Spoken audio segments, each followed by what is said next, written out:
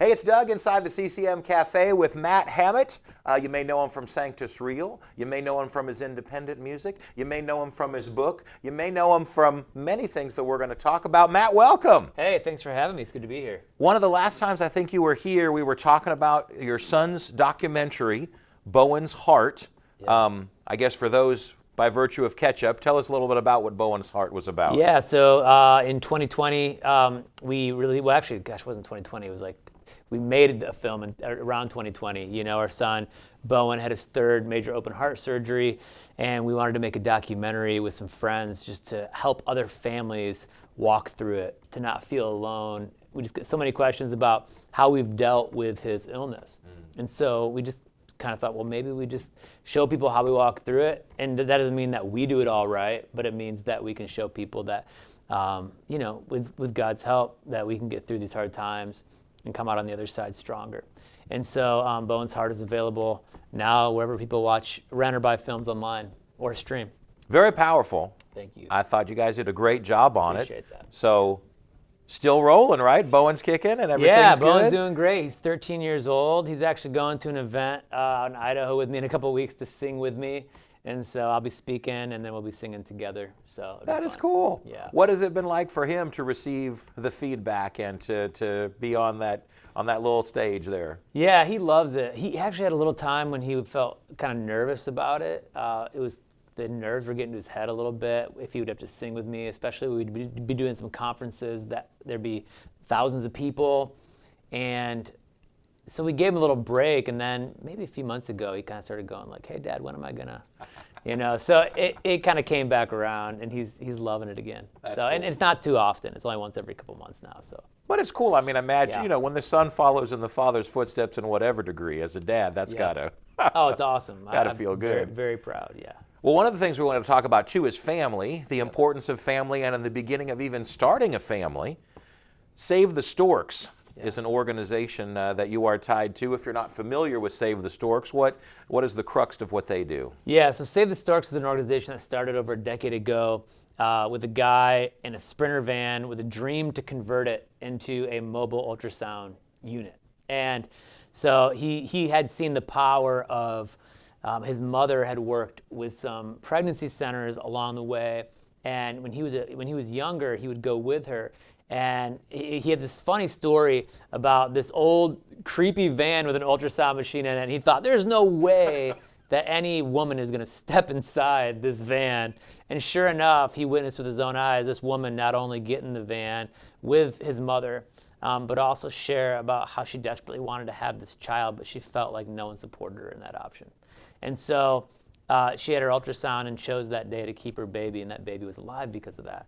And he just had this dream that he would start an organization that would launch something besides creepy ultrasound vans, that they would launch state-of-the-art ultrasound units to go out that felt like, I mean, these things look like a private plane inside, you know, and it's surround sound where you hear the baby's heartbeat, you see the baby on the ultrasound screen, on a big screen television in front of you. And so Save the Storks now, you know, 4 out of 5 women who board the bus choose life. And I think the important conversation that Save the Storks is having is equal access to motherhood. We know that women are supported in culture in their right to choose. That's a fact. They are supported by many, many people in their right to choose. But you don't hear people talking about equal access to motherhood for the women who want to be mothers. So many feel like they're stuck in a place where they're not getting the support when that's the choice they want to make. And so they're doing everything they can to find these women, give them the resources they need to help make that decision and help them follow through with it. And so I just love what they do. As a dad of 4 kids, just seeing like just the joy of my life and how hard it is to be a parent, but the rewards are unbelievable. And helping other people find that same reward in being mothers and fathers. And so Save the Storks just rolled out their 100th Stork bus. And so being an ambassador with them and seeing them hit this milestone of 100 buses on the road and so many women feeling empowered to choose life is it's a joy for me to be a part of this and to continue supporting them after all these years. I also wrote a book for them last year and did a video series called Dare to Be a Dad. And we wrote a short book for young guys who are feel like maybe they don't have what it takes to step up and be a father.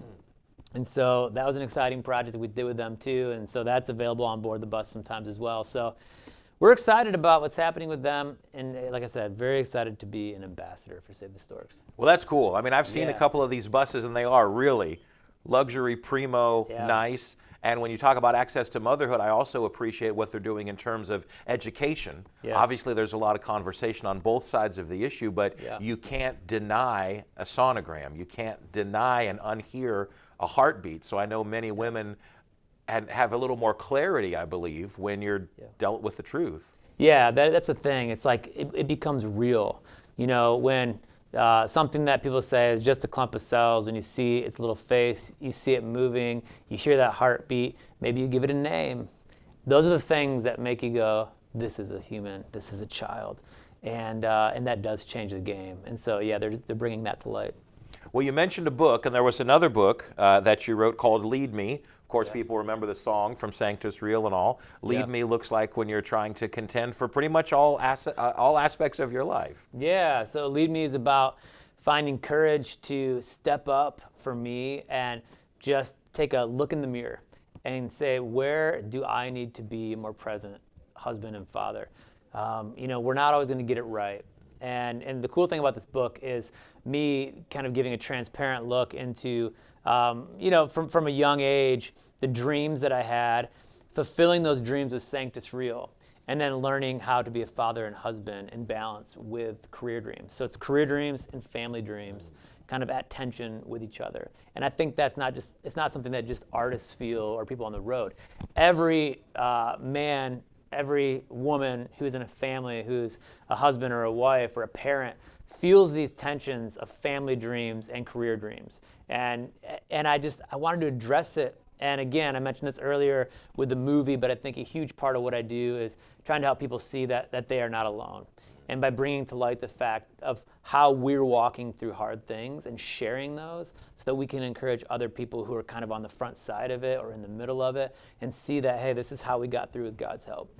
And that's really the story of this book is, you know, just who did God call me to be, and what are the steps that I'm taking, and what are the steps that we can take together to become the people that God have called us to be and to have stronger families. So the subtitle is Let's Lead Me, Finding Courage to Fight for Your Marriage, Family, and Faith. Awesome, awesome. Well, in terms of being real, I have to say reality comes to the forefront with your song Church Hurt. Yeah. I don't know if anybody's really addressed this, but it's something that for those of us that have been a minute in the faith, sadly, we hurt each other in the church. Yeah, absolutely. I think that it's not an issue that's going away.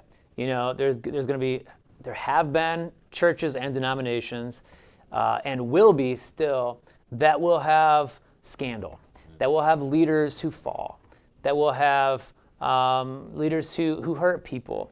And, you know, and it goes the other way too. There are also leaders who are hurt by people in the church, right? There are people in the church who are hurt by each other. These stories are part of life and relationship, and it's not just the church, it's every single organization or group that has humans in it, right? We hurt each other. And I think that sometimes people in the church can get defensive when negative things come up in the church instead of just saying, yeah, we've got people who hurt each other. And how do we dress the wounds of those who have been hurt? You know, and I think sometimes people get weary of it because sometimes these stories are used to exploit. Sometimes these stories are used to like perpetuate a cycle of victimhood or deconstruction that never gets healed or rebuilt, right? But I think there's a lot of people who are just waiting for someone to address the honest issue and help them heal. And that was why I wanted to write this song because, you know, I've had things in my life, my childhood and in my adult life where, you know, I've felt displaced or I've felt wounded by certain relationships or fractures from whether it's leadership or within the body. And, you know, I just wanted to first empathize with it by sharing a little of my story. It's like this is kind of the journey of the song is like share a little of my story to empathize, talk about whether I put my faith in God or people. You know, and then bring light to the fact that Jesus was the first one to feel church hurt when he was betrayed by Judas. And but there were many times that Jesus felt betrayed by his very best friends. And so Jesus felt it, and then ultimately, you know, Jesus subjected himself to church hurt, and then he died to heal it. And so I think that healing is at our doorstep. Healing calls to us. What Christ did the work to finish that inside of us. And so I really wanted that song to be a journey from the beginning of the pain to hopefully what can be the end of it. And again, those things will keep happening as long as we're on this life.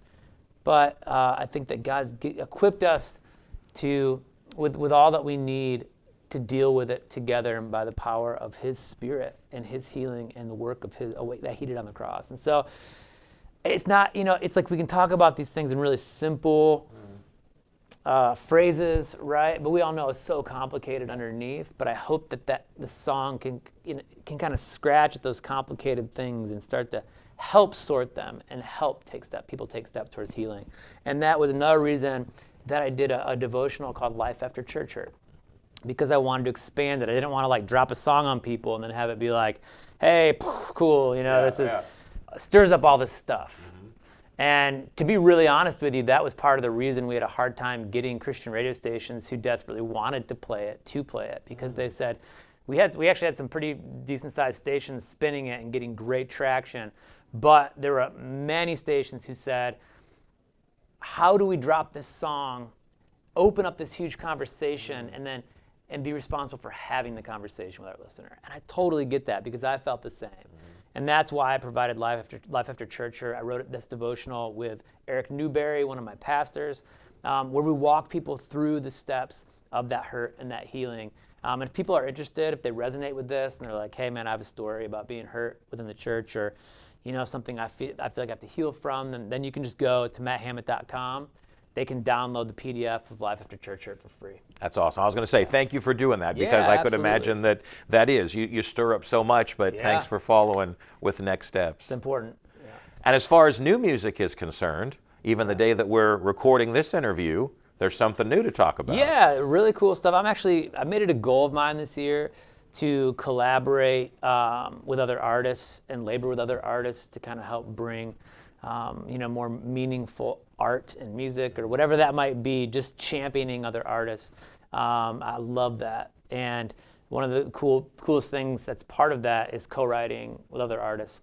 And so I am working on some of my own music this year, but a really cool way to start this year with that goal of partnering with other artists more is that Tarian had a new single come out today called Honestly, We Just Need Jesus.